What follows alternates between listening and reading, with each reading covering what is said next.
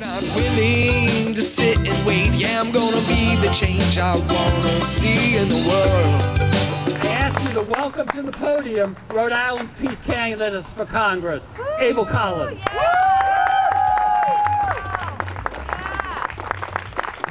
Thank you, Greg.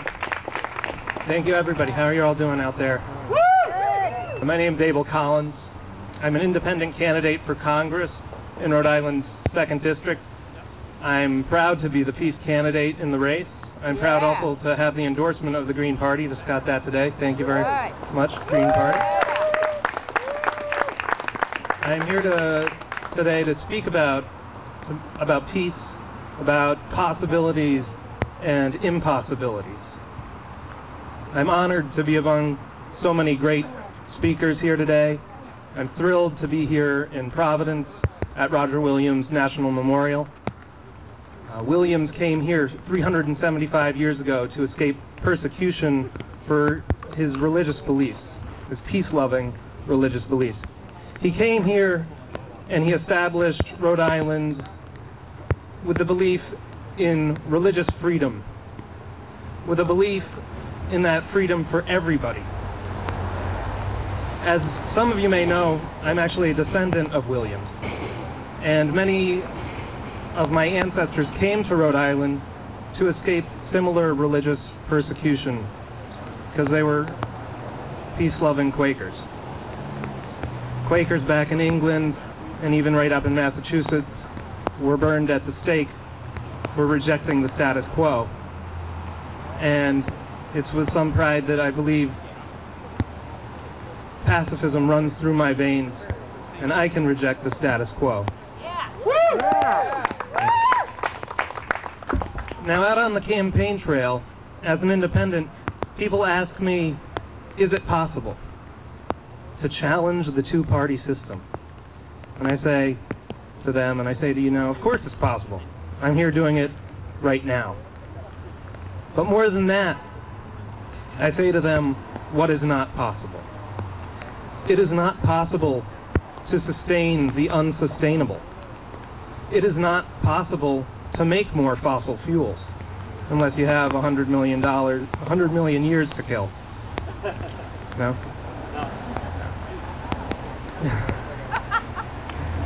It is not possible to create a peaceful society where people are motivated by fear and not by love.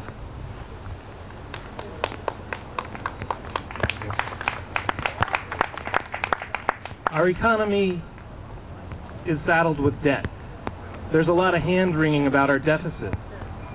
At the same time, we face a crisis of joblessness, of homelessness, of hunger in the richest country on earth.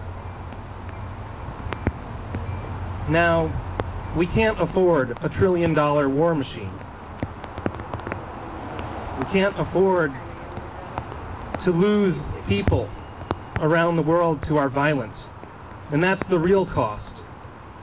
Across the globe, in conflicts that the U.S. military is involved with, mothers and fathers, sons and daughters, sisters and brothers are losing their lives.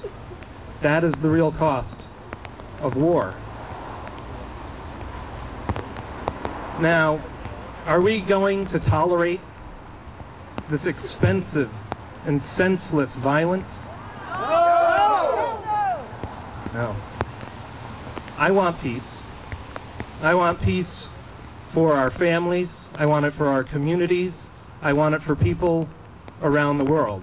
Do you want peace? Yes! That's right. We all want peace.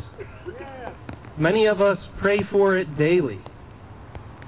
And yet it takes more than just wanting it. So what are we going to do? How are we going to get from here to there?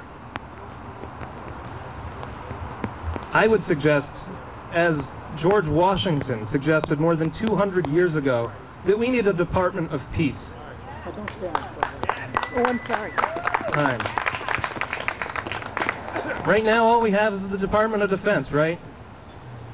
And it's no wonder that all we do is create wars. I have two little boys, twins who are 2 years old, and they like to think of themselves as very hard workers. Everything's a hammer to them. So I know very well that expression, when all you got is a hammer, everything looks like a nail. I've been hammered on a lot recently. And that's the way we look at the world. You know, we have a military, and we like to pound on things. And that has to stop. And that's why we need a Department of Peace. It's time for our government and our society to encourage peace building at every level. From the household to international relations. We can do it. We can do more than that. We can do things individually that promote peace as well. What are those things? Like I was talking about before, many of our wars are predicated on our need for fossil fuels. So, planting a garden is an act of peace. Not because plants are quiet, because the lettuce we grow here is lettuce that we don't have to transport across the country using fossil fuels. Riding a bike is an act of peace. Demanding walkable, bikeable communities is an act of peace. Eating less meat is an act of peace. Every gallon of fuel that we don't burn is a gallon of fuel that we don't have to fight for.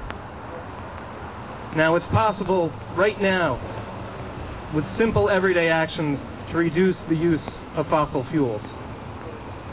And we can do that. It's possible. Now, I won't take up too much of your time here. But I did want to do one thing, a little Quakerly here. And this is another thing I think we can all do to bring more peace into the world. And I'd like to share a moment of silence with you all for peace.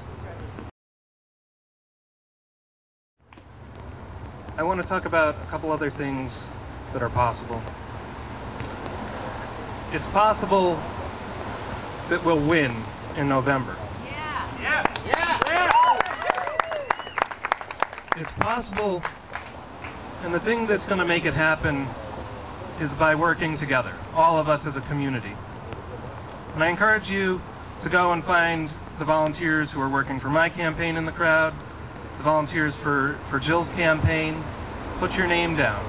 There's hundreds of ways to help a campaign out. It doesn't take a lot of time, but together we can do it. You see my wife Amber down there. She's got bumper stickers and buttons for you. I'm going to end today with a quote from a good book that I just picked up. It's a pamphlet by Noam Chomsky called Occupy. And the quote is actually a quote that he put in there from Howard Zinn. And this is how it goes. It says, "To be hopeful in bad times is not just foolishly romantic. It is based on the fact that human history is a history not only of cruelty, but also of compassion, sacrifice, courage, kindness. What we choose to emphasize in this complex history will determine our lives.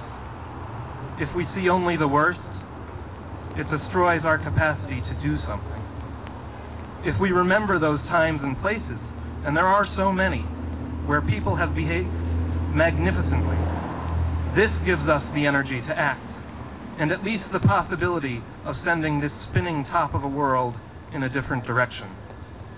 And if we do act, in however small a way, we don't have to wait for some grand utopian future.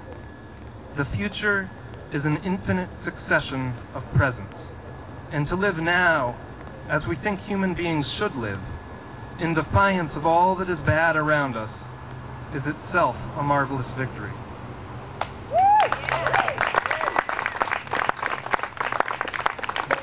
May we all live that way. And thank you very much for listening. I am willing and able, yes I'm able. I am willing and able.